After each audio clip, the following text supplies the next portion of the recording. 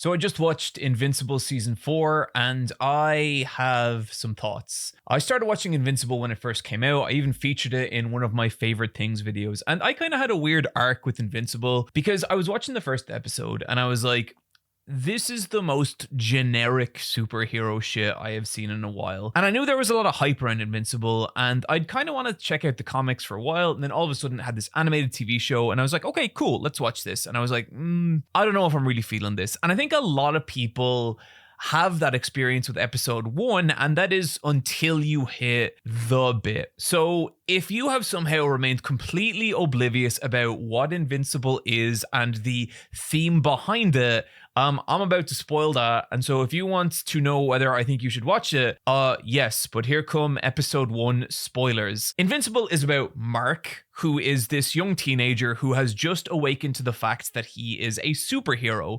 And he's a superhero because his dad is a superhero, Omni-Man. Or more specifically, Superman. Omni-Man is just Superman, and it's not meant to be subtle. And it all feels like this kind of coming of age story, and it's like, yeah, it's grand, it's fine, it's whatever. And that is until you get to like minute 35 of this 40-minute episode.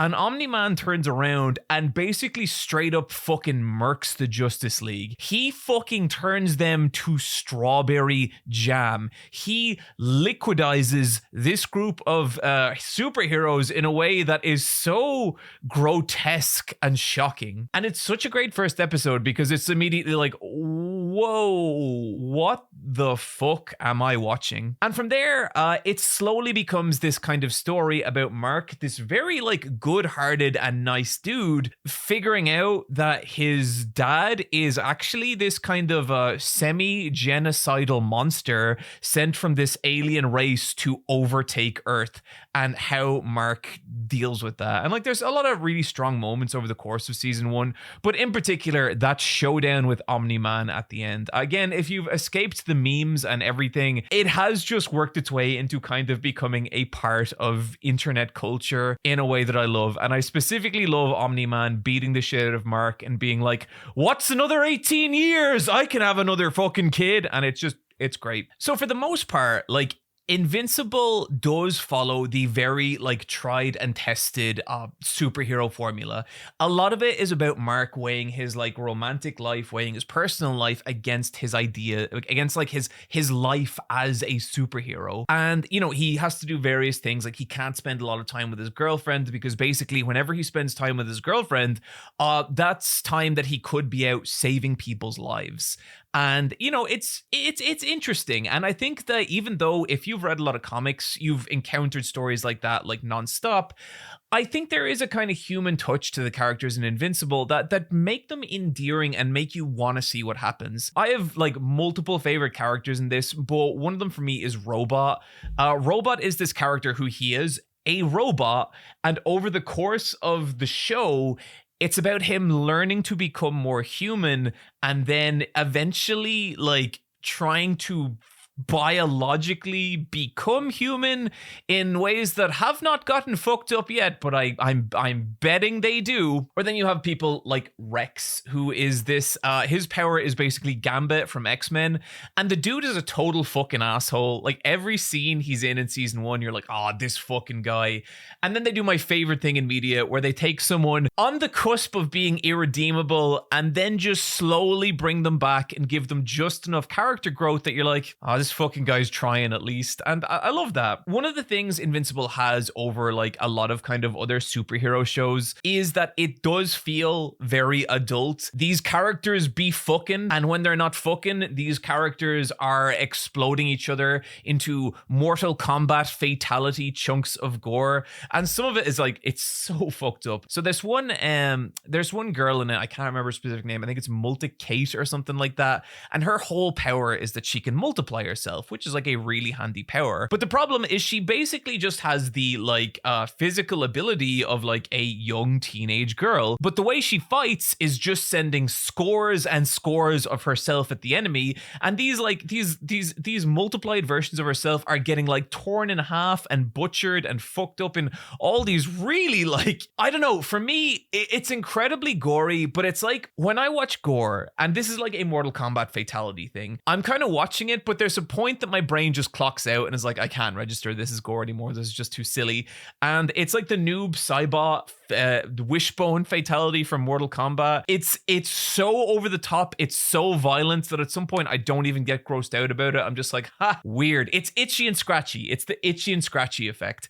And you totally get that with a lot of the fights in Invincible, where like these crazy, disgusting things are happening, but it's like, at least to me, tolerable. There are some exceptions to that we will get to, but yeah, it's I guess it's interesting seeing a more adult side of superhero stuff on like a mainstream TV show. I would say the other huge advantage Invincible has is I think it has like a great cast of characters and I really enjoy them, but its pacing as a TV show, and I can only speak as a TV show because I haven't actually like read any of the comic or anything, its pacing as a TV show is kind of fucking insane. Like every episode is episodic, but the way the overall episodes tie into past episodes and like make callbacks and do all these different things, it's really, really like interesting and well done. And like there is one or two slow episodes in season 4 specifically, particularly the episodes where they go to hell, but for the most part I am constantly caught off guard by how invested I am in Invincible's plot lines, because it knows how to take like a simple idea and fuck with it just enough that it's like it's interesting and you care. So like one of the early episodes involves Earth being invaded by these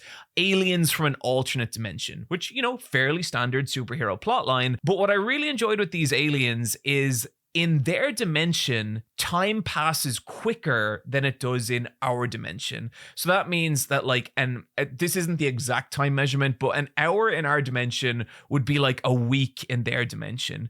But what this means is that, you know, they enter our city, the superheroes fight them off and like propel them back into their portal, and then a couple of weeks later they're able to come back, but to them it's been years and they've developed all these countermeasures against our superheroes. And it's really, really like interesting because every time these aliens come back, they've had more and more time to think about how to counter us and develop technology that can like overcome our greatest strengths. And where that goes, and like the way that we have to then think about this as an enemy, not that we need to repel, but that we need to like shut down entirely and bring them to the point where they will never want to attack us again. It's all like really, really super interesting. But then like you have these different dynamics at play as well. Like you have Mark, and he's, you know, basically Superboy trying to do the right thing. But then he also works for this like shady government agency with another one of my favorite characters, Cecil. And Cecil, there's a bit of characterization I really love in Cecil's backstory where it shows Cecil being put in prison, and he's put in prison with this absolutely massive and horrifying guy. Like I think he's like some giant superpowered fucking crazy person. And then it cuts, and that giant superpowered dude is like Cecil's assistant. They don't need to tell you how Cecil did it. They don't need to tell you what happened between them, but the character writing of Cecil is strong enough that you're like, I believe Cecil could do that to fucking someone. Yeah, it's just genuinely like really good, tight plotting where every episode is something new and they're introducing some new concept or faction or villain, and it's just great. And I think one thing I enjoy about it as well is that the show is very willing to let its heroes get absolutely fucked up, and in some like really horrifying ways. Like there's one fight, and I'm not going to give it away, they basically introduce this goofy goober bunch of supervillains, and you're just like, okay, these guys are just going to get dog walked in like a second. And you're watching the fight, and the supervillains are just getting like their asses kicked. I don't want to say what it is because I don't want to spoil it for people, but it's like they don't seem like a serious faction at all. And then you're watching, and it's like, okay, this is actually going a little worse than I thought it would for our heroes. And then you're watching and it's like, oh my fucking God, like what is happening? Like what the fuck is this? Am I actually seeing this? And it's like, when the show is willing to do stuff like that, it makes every encounter feel genuinely dangerous, because even though Mark is, the people around him are not, and the way that like that plays into it, and like the peril you feel when like an evil person with superpowers is on screen, it's like really genuinely very compelling in a way that like I was not expecting when I first watched this show. And for me personally, that is a huge part of what I love about Invincible, the shit it's willing to do to its characters. And this brings me to my favorite moment, my favorite episode of Invincible, and the moment that I really kind of fell in love with the series. Was like, okay, this is just something I genuinely am going to be excited to experience for a long time. And without giving like too much away, Mark goes through some absolute fucking shit. He has to have a war with all these like alternate versions of himself. And these versions are all like crazy and evil and fucked up, and they're like annihilating the people of Earth this really like horrifying and gory way. And Mark has to like fight like 7 or 8 of them. I think it's more than that. And it's just so awful and harrowing. And then he does it, and he's kneeling on the ground and he's exhausted and he's beat up. And then right at the end of the episode, he looks into the sky, and there is a Viltrumite, one of his race who are like him, but he's gigantic and his teeth are all fucked up and he has this giant metal arm, and he is Conquest, and Conquest is here to kill Mark and annihilate Earth, or at least enslave Earth. And the best way I would put it is, if you were on the internet back in the day and you ever saw that one JPEG of Broly holding Goku by the fucking skull, Conquest is that image turned into an American comic book character. He is this absolute onslaught of a wall that just beats the living fuck out of Mark, and it's so good, it's so violent, and it's so brutal, and you really feel for Mark, because like he's spent when this fight starts. And my favorite part of the whole thing is like Mark, after like hopelessly trying to just do anything to Conquest, and at this point he has the shit beaten out of him, his bones are broken, he's completely fucked up, and Conquest just leans over and he just goes, "I'm so lonely, Mark." And he talks about how all the other Viltrumites don't want to be friends with him because he's so unstable and violent and fucked up. And it's about the most intimidating thing a villain could say to a superhero. And I loved it. This was the moment I absolutely like fell in love with Invincible. But the reason I'm front loading like a lot of the kind of positives here is because there is a big negative with Invincible that I know a lot of people are kind of struggling with at the moment. And I think a lot of people are going to struggle to get into. And that is how the show looks. There's been a lot going around this season about people saying that the show looks like garbage. And you know what? I can understand where people are coming from to a degree, right? Because if you look at the Invincible comic, it is actually quite a good looking comic, and like some of the pages, particularly some of the like more badass layouts, they really capture a lot of drama and a lot of like, they feel cinematic and big in a way that maybe the cartoon doesn't sometimes. But I wanted to go into specifically like why I think it looks bad and what the trade-off happening here is. So Invincible looks very simple. It's a very kind of like stylistically very simple show, definitely very like pulled back from the comics. I would say a lot of the characters, they look a little flat and their designs tend to be simplified for the animation. But that's the thing. It's simplified for the animation. And the trade-off is that a lot of the animation in Invincible is actually pretty good. Like specifically, a lot of the action scenes are very like well choreographed and laid out, and there's a lot of impact and there's a lot of drama, and like there's, especially like in the character's expression sometimes, although granted, I think the voice work does a lot of that, because Invincible has like a stellar cast. His mom is played by Sandra Oh, his dad is played by J.K. Simmons, and they both are just amazing. So when people say Invincible looks bad, I don't really think it's the animation they're talking about. It's more so the art direction. But I think that the art direction, there is like a huge big flaw in its production, and this is actually a flaw I have some level of expertise in. I don't know if I've ever talked about it in one of these videos, but before I became a YouTuber, I was what is known as a visual compositing artist. And what a visual compositing artist is you're the person who gets the backgrounds from the background artist and the animation from the animators, and you combine them and make them look good and basically apply kind of style and atmosphere to the shots. Here's what I'm talking about. So this is some footage I did from an old show called Randy Cunningham 9th Grade Ninja. And basically my job was to take this show. So say we'd get stuff in here, like we'd get the background and we'd get the character. I would put the character on top of the background. But like, if you look at that, it looks a little flat. It looks a little kind of not super interesting or like super stylish. And so what I would do then is I would add different layers. So the first thing I do here is I add some snow to the background. And then if you look as well, I added like a little tiny soft glow to the snow, like the moonlight is reflecting off the snow. I also add this rim light to the characters, just so like the character sits in the environment a little better.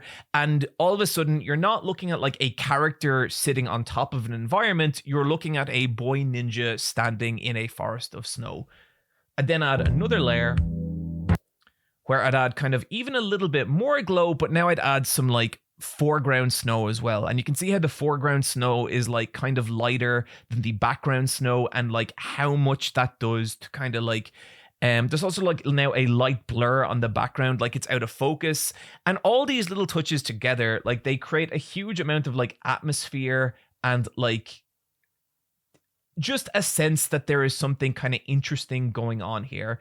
And like I had to do this like over and over. I worked as a compositing artist for like 6 years, and I really enjoyed it. Really liked it. I didn't like Randy Cunningham that much as a show, but I really did enjoy how it looked visually and like the different stuff I got to work on. And a lot of the times like my leads would just let me do whatever, and it was like, oh, I did this entire shot, which was so fun. This was like a whole basically a robot scanning the different things. I got to do this Hadoken. I specifically asked to be put on this. Oh, this is another shot I was super proud of as well. See, like you get just like 2D fire, and like everything looks very flat. Add a glow to the fire. You can see the background blur, and then adding highlights to the characters and just making it, or then all these like particle effects as well. That is what a compositing artist does. And, you know, if any of the compositing artists out there have any dreams of going from compositing to teenagers screaming at you all day on the internet, I'm living proof that you can do that. So the problem is basically, if you look at Invincible, there is very little of that. A lot of the shots look very flat, and there's very little kind of like depth of field or lighting or like any kind of effects that takes it from characters sitting on top of a background to actually feeling like a real scene that's being shot on a camera with lighting and depth of field and all this kind of stuff. And the reason for that is, of course, not because the visual compositing artists on Invincible are lazy, which is actually something I've seen people say. It's because there's apparently 4 of them. And like, even working on Randy Cunningham, we had a compositing team of at least 12 people. And that was a lesser production than Invincible. So my heart goes out to the compositing team on Invincible.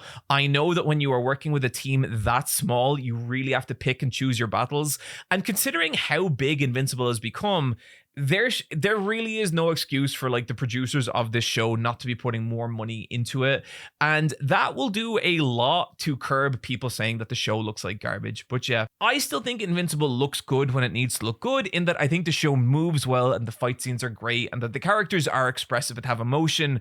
I also think that artistically, no, it's not a very interesting show to look at. And if you pause the show at any given moment, you're not going to be met with like a particularly interesting frame. And so with all that in mind, I now want to give my impressions on season 4. There is going to be spoilers here, and probably a lot of them. So if you haven't seen Invincible, get out of here, buddy, or you can stay. I don't care. So season 4 for me was not quite up to maybe season 3, which was like my favorite season, but it was interesting. And I think the most interesting thing about it is Invincible does kind of go from this sort of high school superhero, fairly kind of standard thing to becoming something more a space opera. This is the season where after everything, Omni-Man and Mark are reunited, and Omni-Man is doing his best to no longer be a piece of shit, despite kind of objectively just being a total absolutely horrifying individual. And it's really interesting. Like that stuff was done really well, but it's also the season where him and Mark have to contend with the fact that they are now considered outsiders and traitors by the Viltrumites, and the Viltrumites are led by Thrag. And Thrag, I think, is the only Viltrumite who is more dangerous than Conquest. Maybe there's someone else in the comics, I don't know, but in terms of the TV show, Thrag is this completely immovable, indestructible villain, and he is now the problem. And this specific season is Omni-Man, Mark, and like their group of kind of intergalactic allies traveling to the Viltrumite home planet and battling Thrag. And I really, really enjoyed it once it got going. Now, to me, there were some slow episodes. I thought the episode in Hell particularly, I just didn't have enough to get invested about. I was glad to see the Devil Detective back, but he just didn't really do enough to like draw me into their whole story. But then you have Conquest coming back into it. And what I love about Conquest coming back is that you're sort of like, okay, I don't know what this dude can do that he didn't already do in his first episode. And then by the end of his appearance, you're like, holy fucking God, his fight with Mark, it's not as exciting a fight as the first fight they have, but the way it ends with Mark trying to choke Conquest unconscious and fucking Conquest just ripping out Mark's guts like a downed pinata, that is one of the more fucked up images I have ever seen put to animation, and I kind of loved it because I'm broken. But then ultimately you get this showdown between the Viltrumites and Mark's team, and it's really good. It's a really exciting fight, and like the hopelessness of Thrag and realizing how much more powerful he is, not just than Mark, but then even like Omni-Man and all their other heroes, it's great. It's really, really good. But where they leave it is that Thrag spares Mark for the simple reason that there's only 50 Viltrumites left alive, or less than 50 now, and he decides that like, even though Mark and Omni-Man have destroyed like the Viltrumite home planet, he doesn't want to see any more Viltrumites die because there's just not enough of them. His race is on the brink of extinction, and it brought some subtlety to Thrag that I feel like I had kind of been wanting the entire season, because up till now, he is just evil, powerful emperor. Like that's all he is. And this like kind of turn right at the end was like, okay, this is the subtlety I wanted to see from Thrag this entire time. But then you get to the final episode, and after like being knocked unconscious for like weeks or whatever, Mark wakes up and realizes that the only place for the Viltrumites left to go is to Earth. We know from Omni-Man that Viltrumites can breed with humans and create like basically human Viltrumites, which seem to be about as powerful as Viltrumites. So the only logical move for Thrag and the rest of the remaining Viltrumites is to go to Earth and basically fuck us into extinction. And that's, mildly troubling. So then Mark, he makes this like agonized journey home, and he doesn't know what's going to be waiting for him back on Earth. He doesn't know whether he's going to be walking into like this scorched crater. And he gets there and there's nothing. Well, there's Earth, everything's fine. There's like nothing bad's having happened. And it's like, okay, I guess the Viltrumites didn't destroy Earth. But like, the problem is that Mark is so fucking like traumatized from everything that's happened. He's traumatized from his fights with Conquest. He's traumatized from like having to watch so many people die from being a superhero. He's traumatized from like what Thrag is and what Thrag could potentially do to his planet and everyone he loves. And it's great. It's some really cathartic drama. And he's like visiting his mom, and then he has this like hallucination that Thrag just comes in and rips his mom's head off. He's talking to his girlfriend, and then he has a hallucination that Thrag just comes along and murks his girlfriend. And it's like, he's really genuinely fucked up. And over the course of the episode, you keep thinking, okay, when's the fight with Thrag gonna start? When is Thrag actually going to appear? And he doesn't. And it feels kind of anticlimactic, but then you get to the last 5 minutes of the episode, and Mark starts having another one of his hallucinations. His vision starts blurring, and he just sees Thrag out in the middle of the open sky. But then you realize this isn't a hallucination. Thrag is fucking here. And of course, Mark attacks him immediately. It doesn't work because it's fucking Thrag. And Thrag says one of the most unsettling things he possibly could. And it's like, Mark, the Viltrumites are not going to destroy your planet. What we are going to do is we are going to blend in with your people and breed with them until our numbers are strong again. If you don't let us do this, we have no choice but to destroy your entire planet. And Mark is so fucked up over this because he's seen what the Viltrumites do. He's seen it from like the very first season when Omni-Man beat the shit out of him and just wiped out like 200 people. He's seen like what this race of people are and what they're capable of, but he also has no way out of this. He's not strong enough to defeat Thrag. He's not strong enough to get these super beings off his planet. And he's also tired. Like he's too fucked up from everything that happens or everything's happened. And so he's like, okay, fine. That's it. And I think the reason I appreciate this is I wanted a showdown with Thrag. Like, I thought that would have been exciting, but I also don't know what you do with Invincible from this point on, if that's the case. And like, I have no doubt there's still a bunch of plot threads that they've left hanging, like the fate of Robot and the alternate dimension universe, which I'm sure is going to come back in an interesting way. But I thought this was a really great way to continue the Viltrumite storyline, not by like ending everything that's happened with a big showdown, but by entering this uneasy kind of alliance. Because in real life, a lot of the time, that's what happens. You don't just overwhelmingly defeat your foe. You ultimately have to come to this kind of weird compromise, and it's unsettling and strange and cool. And the further I get away from it, the more so I get over my disappointment over no like final encounter with Thrag, and the more I'm kind of just excited to see what comes from here. So yeah, no, I really enjoyed season 4. Really thought it was good. And like just the general writing and stuff with Invincible. You know, like I started writing my own comic last year, and watching the way they're able to weave plot lines in and out, it's just genuinely super impressive. And it's interesting to me because I've also been watching season 4 of The Boys, and The Boys for me is the very definition of a hit and miss show. I think there's great episodes of The Boys, and I think there's genuinely like terrible episodes of The Boys. I will do a video on The Boys when that season ends. I'm trying to think like, okay, what is the big difference between Invincible and The Boys?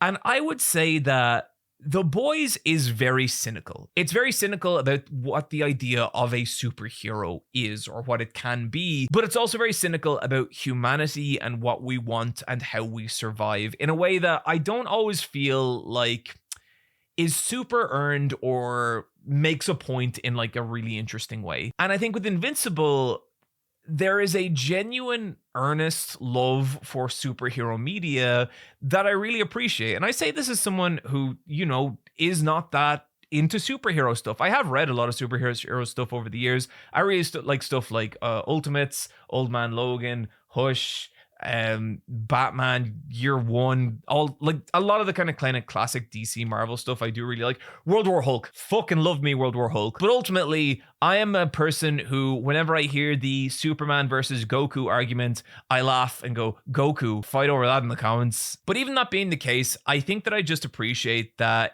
Invincible loves superheroes in a very sincere way.